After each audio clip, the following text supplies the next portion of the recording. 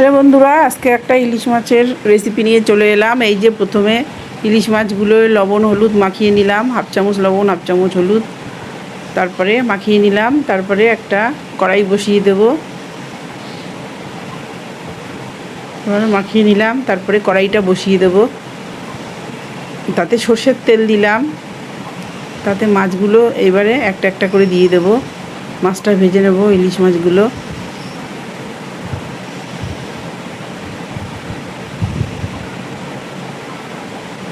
একটা একটা করে এবারে মাছগুলো ভাজা হয়ে গেল। এইবারে তুলে নেব মাছগুলো।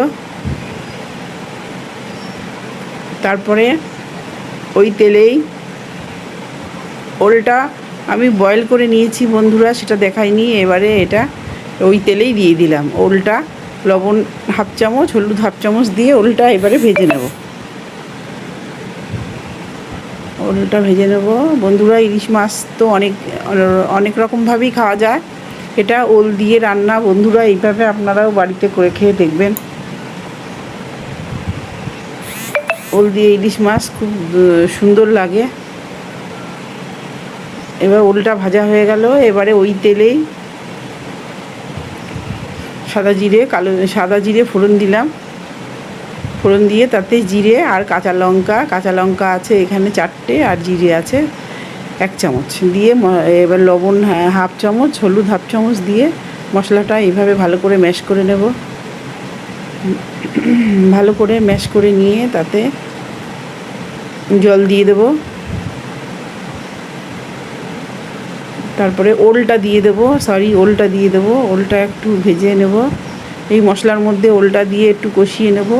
কষিয়ে তারপরে জলটা দিয়ে দেব। ভালো করে মশলার মধ্যে ওলটা কষিয়ে নিয়ে তারপরে জলটা দিয়ে দেব। এবারে তেলটা ছেড়ে গেছে, এবারে জল দিয়ে দেবো।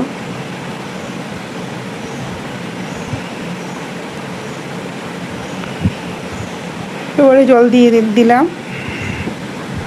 মিক্সার গ্রাইন্ডারটা ধুয়ে জলটা দিয়ে দিলাম। এবারে ঝোলটা 10 মিনিট ফুটে উঠলেই মাছটা ছেড়ে দেব।